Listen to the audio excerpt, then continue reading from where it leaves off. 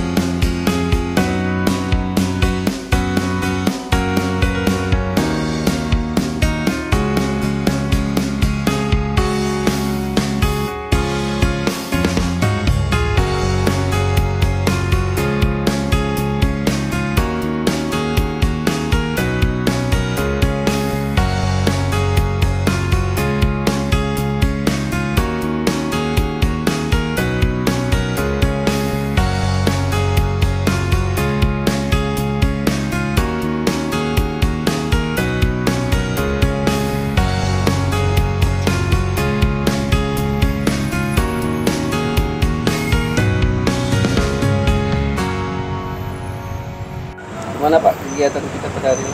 Kegiatan kita hari ini ya, kita mewakili DPD Partai Golkar Kabupaten Musirawas Utara, Dapil 2. Kita membuat laporan kepada DKPP di mana diduga panitia pelaksanaan pemilu kecamatan dan pengawas pemilu kecamatan telah melakukan kecurangan, baik itu dalam perhitungan suara maupun dalam pelaksanaan penghitungan suara itu tersebut.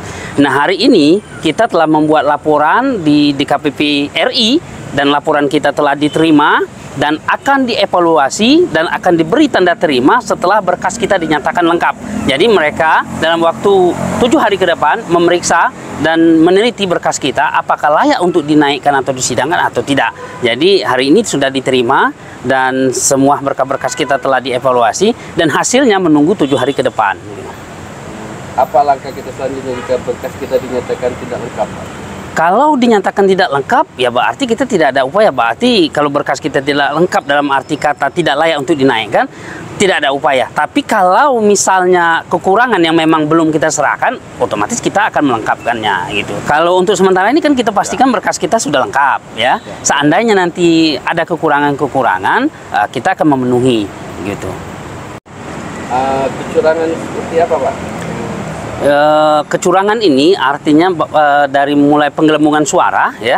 Mungkin nanti kalau masalah penggelembungan suara kita ke MK ya, tapi dari sisi kode etik pelaksanaan pemilu itu seperti yang saksi, ada intimidasi terhadap saksi dari Partai Golkar saat perhitungan suara ulang. Jadi kita sedang mengisi pom keberatan, tapi oleh PPK kecamatan itu tidak digubris dan kemudian perhitungan suara secara tertutup.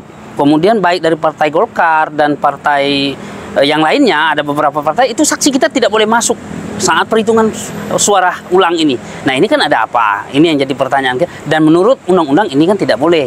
Nah, makanya atas hal itu kan sebagian ya yang kita ungkapkan, ada lagi beberapa hal yang dilanggar menurut undang-undang pemilu. Nah, hal inilah yang kita laporkan ke DKPP Republik Indonesia.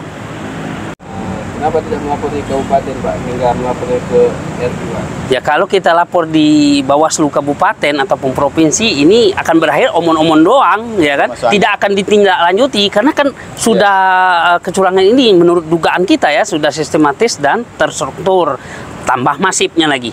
Artinya sudah menyebar luas. Nah, makanya kita bukan tidak percaya, tapi ya bisa dikatakan tidak percaya begitu.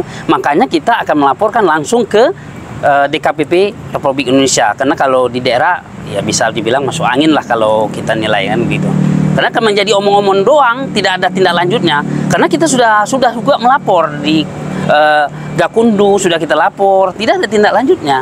Dan Bawaslu juga sama aja, kita membuang garam ke laut. Jadi kita langsung ambil kesimpulan dari Partai Golkar berdasarkan rapat, diambil kesimpulan bahwa kita akan melaporkan ke DKPP Republik Indonesia. Nah, maka hari ini kita pelaksanaan dari hasil rapat internal Partai Golkar.